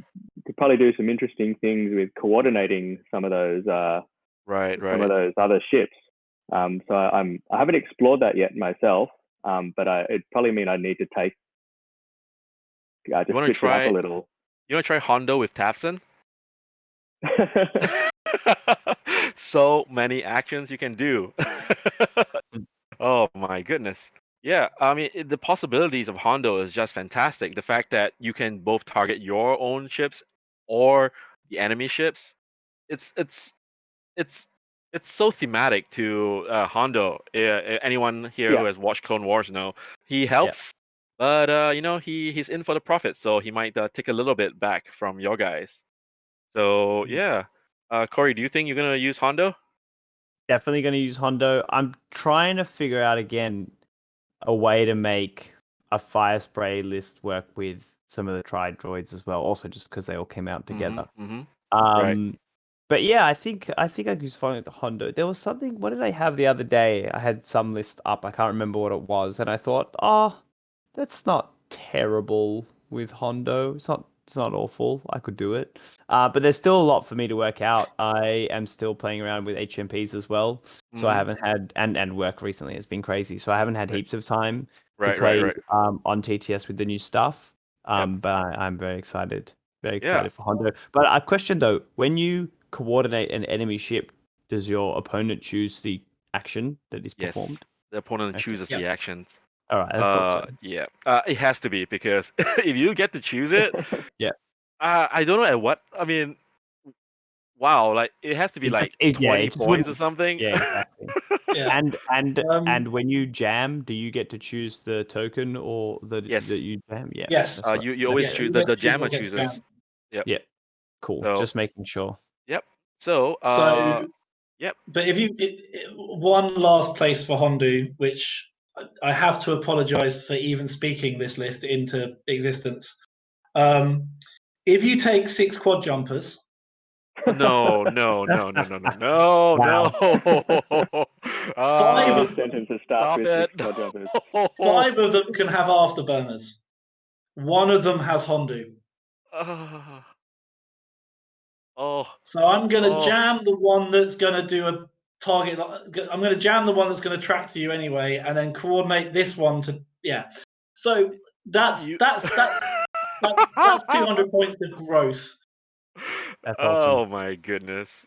I I'd don't love to think see you're that. ever going to win a tournament with it. What you're going to do is go along and upset 6 people. No, 7 people, because you're going to be miserable playing it as well. But like that's a thing that you could do. Like 6 quad jumpers with Hondu and 5 sets of afterburners is something that no one wants to see in X-Wing ever. Because it just sounds horrifically dull. Oh my goodness, that is, yep. The chat is going crazy about that. Like, well, XY said challenge accepted. Oh no, No, no, that's why you're not no, allowed to. no. Oh, you people, what have you unleashed on us? Oh geez. Let's see. Deering91 says, Nodin with Hondo and Corsella. Hondo allows you to coordinate an action, clearing all stress, and repeats.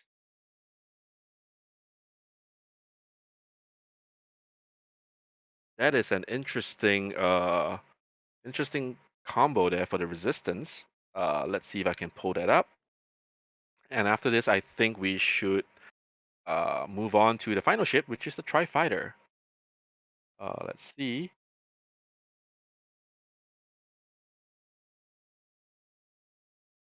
Talking about resistance transport, Nodin. After you coordinate or coordinator, if you have 2 fewer stress tokens, you may perform 1 action. Yes, this works. This works because Nodin isn't a coordinated action, it just says you coordinate. That is painful. That's a good idea there. Yep, Nodin needs Nodin was just waiting for the right crew. And that crew is Hondo. You Yep. can also put a fleet tactical officer on there as well, Oh yes. so that the coordinate is white in itself. That's But true. you have to. But bear in mind, Hondu has to be on a different ship to target you with. Mm-hmm. So because you can't target your own ship with Hondu. Right. It's other friendly. It's not a range 0. It's range 1 to 3. Right. That is true. All right. Let's move on to the Tri-Fighter. Yahoo! Oh, the Tri-Fighter. One of a very interesting ship here. Very light and vulnerable. That line looks like to be an interceptor, like the TIE Interceptor. 3 in front arc, 3 agility, and 3 hull. So, and with network calculations and with the fantastic configuration, only 1 point. But it Now, can go 12 forward. that is true. I couldn't believe my eyes when they said that when they costed the intercept boosters at 1 point, the ability to boost for 3 turns. That Flam, you is, mean? Yeah. yeah, it's Maybe they got the Yeah, point yeah. cost switched around with independent calculations. Right? And, Like one of them was supposed to be 4, and they just missed it. They just swapped it around for some reason. yeah, independent calculation is 4 points. Independent calculations is interesting, but I don't think I will ever want to pay 4 points for it. So of course, I don't know if anyone has played it, but the Tri-Fighter brings a certain archetype into the Separatist, an AC kind of ship. Yeah, and also a droid with a talent slot. Finally, yes. Yeah, that is Also, true. a 3 dice gun. 3-day gun. Oh, Droids yeah, have that- access true. to a Droid 3 dice dice gun. Yeah. that is Although true. Free it agility costed- ship. Although you cannot really spam the droid tri-fighters actually, because the only generic they have is the Initiative 1, which severely reduces the effectiveness of it, and the other generics are limited at 2, the Flak Afroc ones or whatever they are. Yeah, and then the other two are named pilots. So you can't actually really spam them. These tri-fighters, which I think is okay. But what I Right. did have before with Hondo, actually, I think, and let me know if this doesn't work. But what I had was Hondo in some sort of ship, maybe the Fire Spray, and then the droid tri-fighters with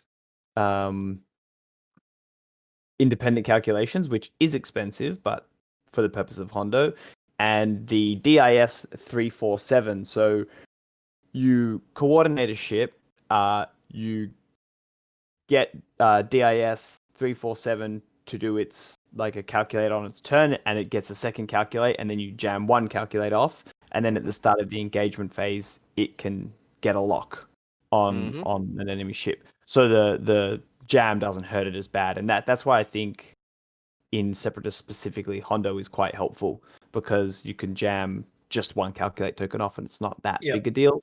Right. Another alternative to that for token stacking is you take Kraken to let you keep your calculates, 100%. and then you go 5 forward, 5 forward, throw a Discord missile on someone. Yeah. Yes. Throw a Discord on someone. So that's something that I was chatting to Don Flanagan about last night when we were playing, and he was like, "You could do this," and I was like, "No, Don, no, never," because So the tri-fighter turn 1, you just start facing the sides, hard one in. Kraken's sitting there on a bubblub, and he goes, "You guys, you can keep your calculates." You then go 3 forward, dial in whichever slam you want from the 3, and you're throwing a Discord missile on someone in turn 2. Mm-hmm. But aside from the Discord missile, that's gross. That's gross. I want to know you guys' thoughts on the configuration on the intercept boosters, because I love the idea. I love that there's a ship that it's just like zooming out there, and thematically it's awesome. But I'm really skeptical about it in practice. I don't see the possibility that you can move like 5 forward, and immediately get killed, because you're just so far out ahead of the rest of your list. You don't have to 5 forward. I mean, it doesn't. You don't have to 5 forward, but it's great because you can go fast. But do you really want to be by yourself, just 3 hull, 1 bad roll away from like being one shot? Like, what? Maybe I just haven't, had the aha moment. But what do you guys think of the intercept boosters, and how do you think it's going to work? It's about early position board state. Like the interceptor boosters basically only belong on the I5, right? I think if you're putting it on anything else, you're just asking for those ships to get killed. But I think because you've got the I5, you've got the choice of it. You dial in a 3, and with the dial that they've got, it's an amazing dial. It is good. It's like hard 3s being blue is incredible. Like, all right, okay, I'm going to barrel roll and evade, and then next turn I'll just do a hard 3. It's fine. But I think that they do suffer from the fact that they can't focus, because a calculate in itself, when you get hit, is not enough. Yep. I think you do want something like Kraken around to give them the calculate evade to keep them survivable. Right. At which point you're then investing points in Seer and Kraken, which makes them scary. But I mean, yeah, they're 15 points. The basic one is 15 points more than a droid. So realistically, Yeah. would you take 2 vultures or one of these? And the answer is you take 2 vultures all day, every day. Yeah. I think the independent calculation is too high a penalty to pay. If it was 4 points and it gave you 2 calculates, I think it would be worth 4 points. Mhm. But it's 2 calculates and a stress. Yeah. Right. And I think if it didn't have the stress on there, then 4 points would actually be the right cost for it. I think because it's got the stress on there, it's still not as good as a focus token. Like That is true. theoretically, like maths says it works better because you can spend 1 on attack, 1 on defense. But that turn you roll triple focus for your defense roll, you're just gonna cry because your ship's dead. Yep, and independent calculations, like what Nobby is saying, is you have to perform the white calculate. You can't do their boost into red calculate Yeah. to activate that. So the i5 has the ability to sort of spending your lock during a system phase to look at the ship that you locked, their dial. Yeah. Do you see yourself using that often? It's on an Yes. i5 that With that passive you already sensors. know. Passive sensors. Yeah. Yeah. Yeah, I like if you can do the intercept boosters with the slam, grab an early lock, and then chain link it with passive sensors. So system phase. Okay, I see where you're going. Move, passive sensors are locked back on, and then Mhm. you can do it every turn potentially. Or eventually use the lock to shoot. But Just Or on you that, could just take probe droids and go. All 7 ships in my list have got a lock at range 4 That is true. for That 6 is points, true. which I just think seems the a thing is much with more efficient way of doing it. Mhm. I love that the tri-fighter. So all the ships that we've looked at today, I think, genuinely add something that I can immediately see how it works with the faction. What I'm struggling with the tri-fighter is I don't think it's as obvious because the droids already have so many answers to so many things. Mhm. I'm sitting there going, but why do I want a tri-fighter with a Discord over 2 vultures with Discords? Why do I like? What am Because I getting from the ship? you It get doesn't an want to fly i5. with the other ships. You get an i5, yeah. Yeah, but I'd rather have 7 I1s and block you than an I5 and dodge you. Like Some if you people look don't. at where droids have always been ruthlessly efficient, it's always been at the low initiative. Right. It's always been cover the table with ships, block everything going, still have my modifications, be able to share those modifications. It doesn't want to fly with a droid swarm. It wants to be doing something different. Mhm. But you can take 5 of these in a list, and that's it. So why would I take that when I can have 7 droids with toys, or I can have these with nothing? Like it's cool, but I don't see what is it bringing that I can't do better with something else in the droid faction. I can take long range target locks. Yeah, I can do that with a hyena bomber Mhm. already. I can throw discords. I can do that with these for less points already. The safety in numbers of the droid swarm has always been a thing, and I just not sure how it What fits what it adds. what you're saying is, correct me if I'm wrong, is that if the vultures increase in points, this Yeah, tri-fighter has a place. yeah, it adds something, but the vultures would have to go up by 4 points to do that. or the other and way I can't- around, you could cost the tri-fighters a little bit more aggressively. Mhm. Yeah, yes, please. yeah. I think one of the comments that one of the guys made, when he was building this list at the store last week was, why does it seem like the correct answer is to just forget what I'm doing and take vultures? Yeah, I Because think uh, because Because people are tired of flying like vultures. I mean, I get tired of Yeah. flying vultures, and I only play it online, and I'm tired of moving them. I get tired of flying against them. As somebody who plays against droids a lot, I'd far rather they field tri-fighters. That'd be far more easy games. And I think the droid in the name is the misleading part, right? Like, so many set players and people versing them.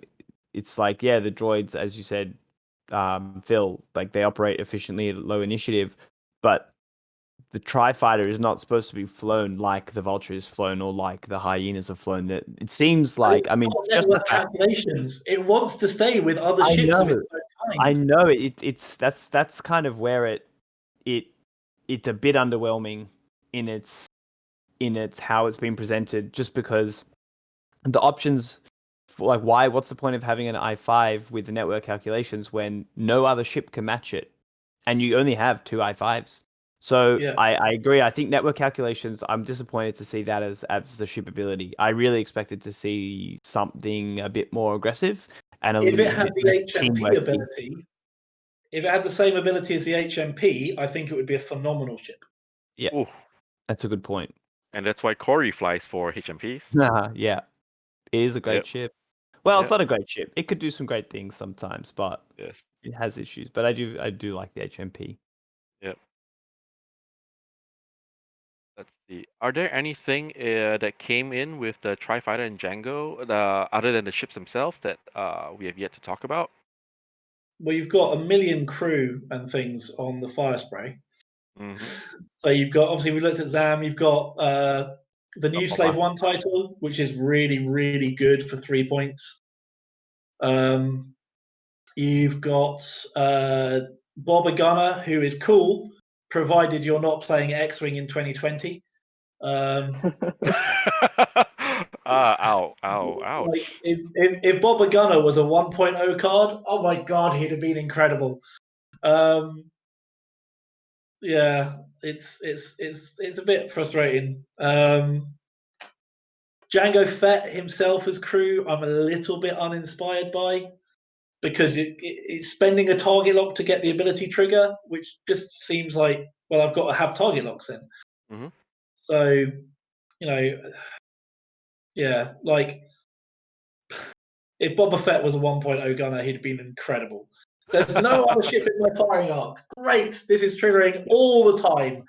Current Right. edition of currently where we're at in 2.0. So he's going to trigger if many. I play Phil. Basically, if you play me, you'll get Boba Fett triggering all the time. Yeah, because you only have you need to fly two ships. Yeah. We haven't talked about thread tracers yet. Yeah, threat traces. Oh, is this good? They're problematic. Problematic? I like them. I think they're good. Yep. Yeah. I think they are they have a place. I'm surprised they're so cheap. So They're really good at let that me crap. tell you what I flew. So last night I played against Dom Flanagan from the Firestorm Firecast. Dom was flying two Z95s for thread tracers, 3 Seeks with ion cannons, and 2 with tractor beams. Oh no. So, no. Yeah, I can see Yeah. that. Oh no. So let's think about the Actor Swarm and how frustrating that is to play against.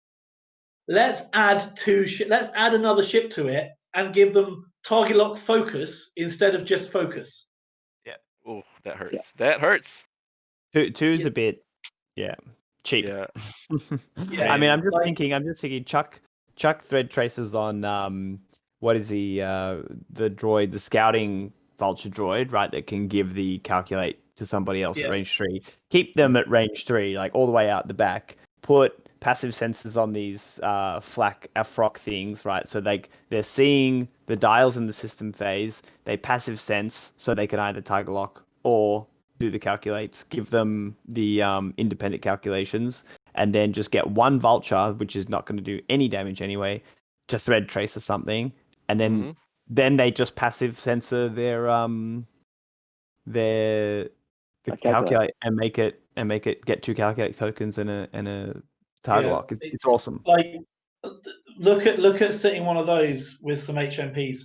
Yeah. Like thread tracer with 3 HMPs. Great. Although You've got 3 rerolls. I actually don't think that the thread tracer with the HMPs is as good as it would be without them, because the HMPs don't lose their locks anyway, so it would be good only if like you managed to be facing one ship during engagement and you didn't, and you had already used your actions to do something else. Yeah. But Mhm. because generally speaking, you either have Kalani or even better the probe droids, and you've got your locks anyways, and you're trying to spread them Yeah. out. I'm not Right. sure thread tracers are great for HMPs, but they are It's- certainly amazing for it- other ships. It's basically passive sensors for an entire list again, right? Yeah. But you're spending 2 points instead of 14 points. Yeah, I mean, That and is, there's also the element of it possibly missing. So So Yep. put them on TIE SFs, and all the TIE SFs get a target lock, and then rotate their arcs. Okay, that seems good.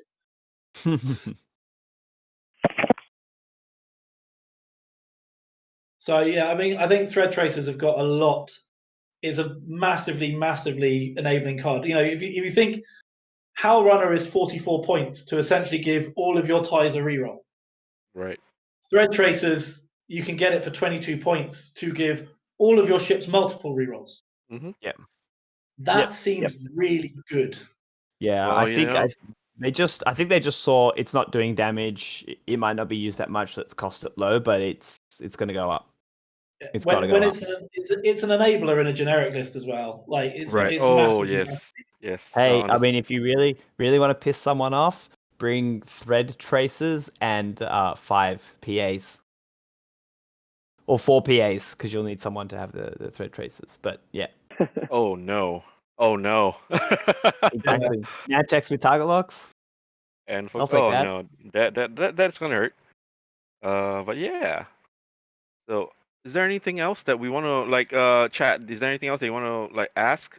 Our commentators. Also, any last stuff that you guys want to talk about? Bill, Corey, Suresh. Other than being really upset about the generic spam that we have right now, which is very valid. What are your hopes for 2021? Why is Taco no? What are your hopes for 2021? What do you hope to see from AMG? Oh, interesting. What do you hope to see from AMG? Organized play. Yeah, I want to get back to the tables properly in 2021. I think everyone wants that. I think it's.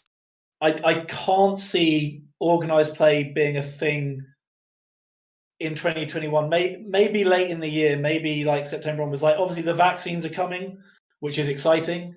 That will be incredible when we can all actually just see each other again. But I think realistically, time-wise, you're looking at several months until it's safe enough for people to just go out to big conventions, go out to big halls, church halls or Right. stores or whatever, and have the big tournaments again. Right. So I think yeah. I think 2021. I mean, Australia, you're lucky because you can just stop people coming in. New Zealand, they can stop people coming in. Ah, yes, as per custom and tradition. Yeah, but I think for the rest of the world, which has doesn't have the luxury of being thousands of miles away from people, I think it's going to be a while till we see OP. But I from Atomic Mass's statement the other day, I can't see why they wouldn't bring OP back. It might have different names. It might look slightly different. The idea of co-ops events and stuff like that tied in is quite cool. Not for me because I'm a competitive gamer, but I can see it reaching a different audience. And I think FFG was always very good in their OP of hammering the competitive players. They got all of our money, all the time. I'm going to go to this event. I'm going to this event. I'm going to this event. Yes. But I think that there's a lot of players. Like if you look at how many X-Wing core sets get sold compared to how many people turn up at events, there's a huge window they're missing. How are they? UK System Open, 600 players. That's amazing. UK has sold 16,000 copies of the 2.0 core set. Where are all those people? How are we incorporating them into organized play? So I think that's a really exciting opportunity that AMG might look at and try and expand that. What I'm hoping for is we got it. I guess it was a holding statement. It kind of felt like the other day or last week. Just we're going to do it. But maybe we'll have to see well into 2021, into 2022. But if they even just start giving us that peak, what's the, is this thing we've called hyperspace, is that going to be a thing, when they take over, or what some of these things look like, and give us a chance to actually sort of work out what we want to do when we get back to the tables in those sorts of, equivalent of the primes and the grands and that sort of stuff. So that's what I'm really hoping to see. But you're definitely right in that, yeah, some of that stuff might be good for just expanding past the sort of competitive scene. I actually remember going to a I can't remember what it was, but it was like, well, I think I just had a rubbish day. I ended up on the bottom table in the last round, and I walked away with nothing. For your time. So you're right in that, like attracting a different kind of player is actually a really good idea. Somebody who's going to spend their Saturday or Sunday or whatever it is, to actually come and play.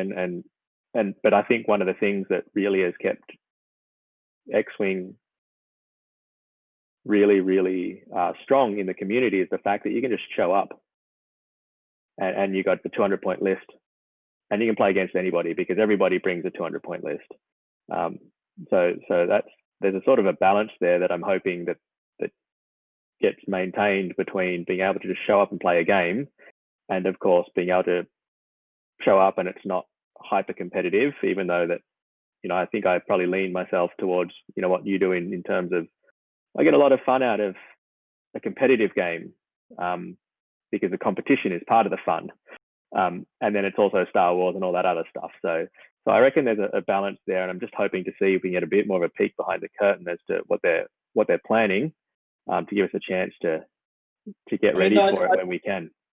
I'd expect that sort of. I think looking at where we are with COVID and stuff like that, I think that they're probably sort of beginning to look at what they can do and how they can do it, and what are they going to take on from FFG, what are they going to carry on.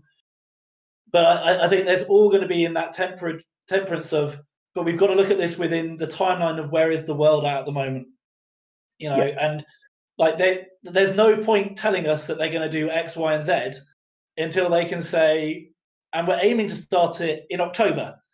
Yeah. Like if they say in August, we're going to do it, but I would be very hesitant on expecting any announcements, particularly, with speaking like global politics wise, you've got, you're going to have a new president coming in after Trump in January. That's going to affect the way trade works around the world because Trump upset quite a few people.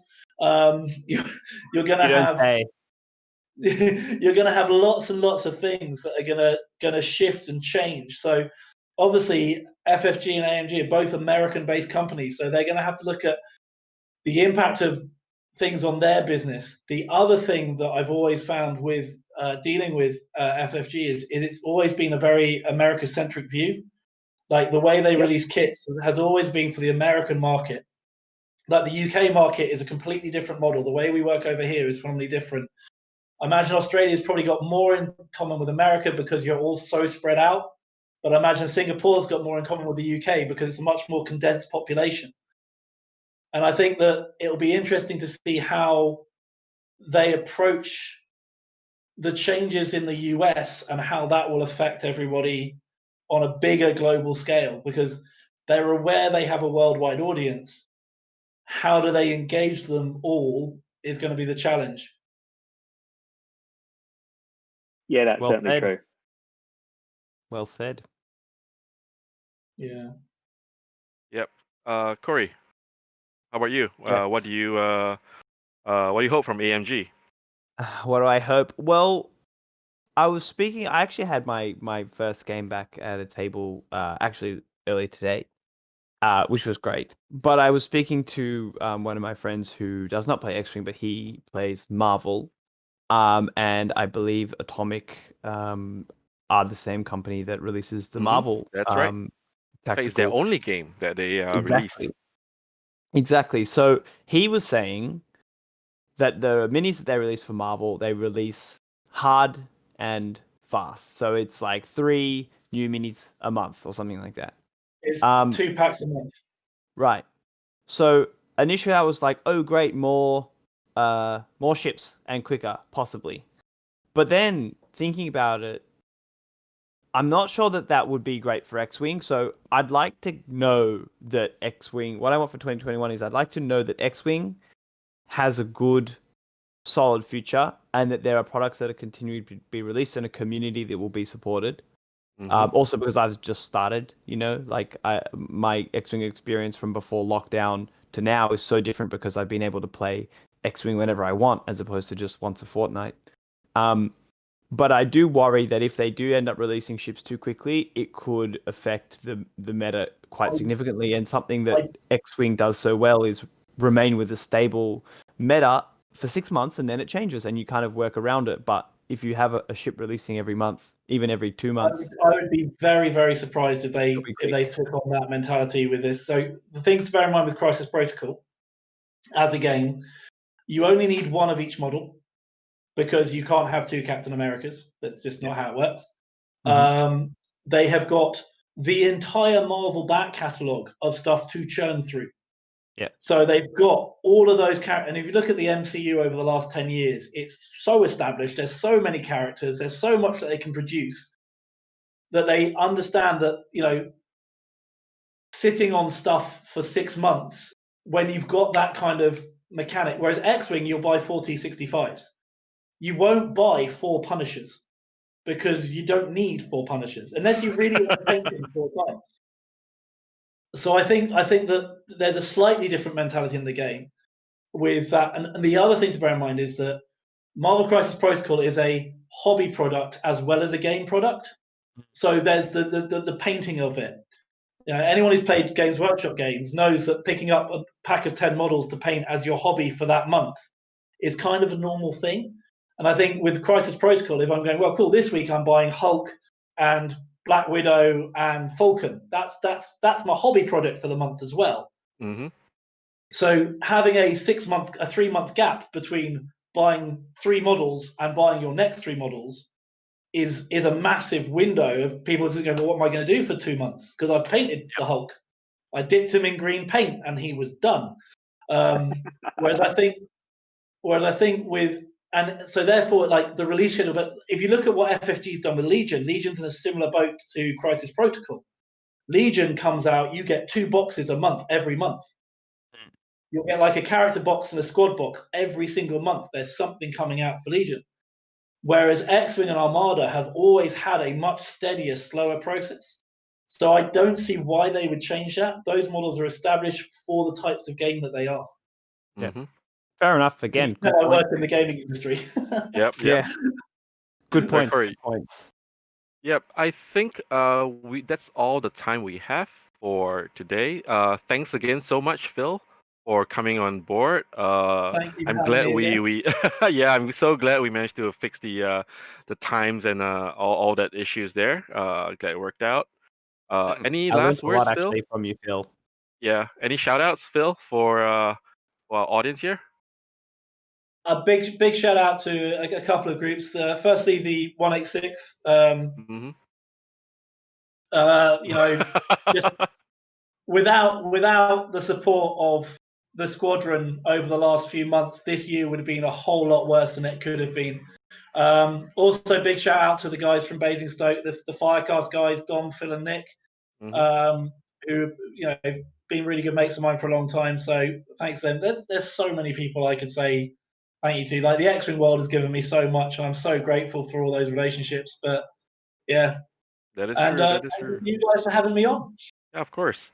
So this is myself, Jarrett, Corey, Thank you. and Suresh, and Phil. Thank you all. Thank you guys, and have a good night, everyone. Have a great Thank night. you. Yep. Sleep well and stay safe.